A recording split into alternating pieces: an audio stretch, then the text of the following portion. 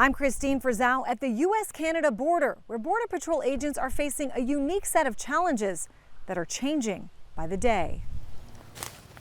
A walk along the northern border of the United States, and it becomes abundantly clear it bears almost no resemblance to its southern counterpart. It's whack-a-mole, like they're here for a couple months and then they move. Those tasked with protecting the region study patterns of those who enter the country illegally. This is a layup spot. Since the border here is practically invisible, no wall or fence, or even a clear demarcation, other than these mini monuments, which stand guard amid lush summer foliage. All challenges that make up a typical day for Chief Patrol Agent in Charge, Raymond Bresnahan. It's basically all woodland and swamps. And then that changes during the winter. Now we've got snow. If you've got your ride waiting and everything's planned out, you can be from Canada here in 20 minutes. And they can just jump on the highway. Right. The border with Canada, more than 5,500 miles, more than twice as long as our border with Mexico. We have significantly less resources than the southern border has to patrol 2,000 miles of border between the United States and Mexico. Robert Garcia is chief of the Swanton sector, the busiest sector in the north. While they rely heavily on technology, his agents lack even basic roads to drive cars on to patrol. This is the busiest location on the northern border for flow of illicit goods and contraband. Are we talking about drugs and guns and? Yes, drugs, guns, people, any commodity that the criminal organizations can make a profit.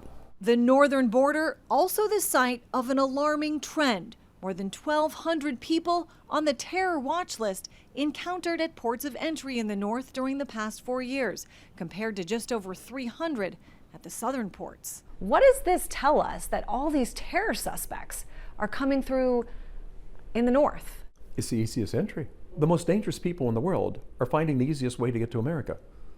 And they're saying, I'm not going to get down and wade through a river, or I'm not going to have to cut through barbed wire. I'm going to fly to Canada and walk across. Congressman Mike Kelly helped start the Northern Border Security Caucus on Capitol Hill. Its 24 members say the Biden administration wouldn't hear their concerns about security. Earlier this year, they asked Border Czar Tom Homan for help. He says more resources are coming with the passing of the so-called Big Beautiful Bill. We got to put more boots on the ground. We need more technology in areas that just can't be patrolled. And with cooperation from our neighbors to the north. That's why we're working very closely with the Canadian Border Forces, the Royal Canadian Mounted Police, and their federal government. Resources welcomed by those on the front lines. This was getting hit hard for a while, but then we deployed our technology and now they moved somewhere else. For Spotlight on America, I'm Christine Frizzau. The man accused of attacking a journalist at an immigration protest made his first court appearance today. 33-year-old Jeremy Lawson faces a possible felony assault charge for the June incident involving a conservative independent journalist who says he was targeted for filming the event. KOMO's Karina Vargas was in the courtroom today and has new details on what happened. Yeah, and Jeremy Lawson said nothing as he faced the judge today, just hours after he was booked into the King County Jail here. But the judge did find a probable cause for assault in the second degree. Now, Lawson is accused of violently attacking journalist Cam Higbee last month at an anti-ICE rally in downtown Seattle. Higbee works for a conservative news site, and it's a case that police say may have been politically motivated. Now, during court, the defense argued that based on how Higbee showed up to the rally in tactical gear, they claimed that he was there to cause trouble. Now, we spoke to Higbee, who says that he's still healing from a concussion and head trauma after the June incident, and shared video with us on the alleged assault. Now, in discussing bail, prosecutors in court argued that Lawson poses safety concerns. When you have assault allegations, you've got to show that you have a concern for safety. And based on what we have from police so far, prosecutors made that argument in court today, and that's why there was the ask for the $75,000 bail. Now, Lawson's defense claims that there isn't enough information on the interaction that happened before the alleged assault. We took a look at Lawson's criminal history, which records show that he was arrested in 2019 and pleaded guilty in Everett to criminal trespass and resisting arrest. Now, the judge set Lawson's bail to $75,000, and prosecutors say that charging decisions are expected tomorrow afternoon. But for now, reporting live in Seattle, Karina Vargas, KOMO News. I'm Kayla Gaskins in Washington. President Donald Trump leaving open the possibility of designating certain agitator groups encouraging violence against officials as domestic terrorists. The Trump administration's crackdown on illegal immigration spurring protests around the country.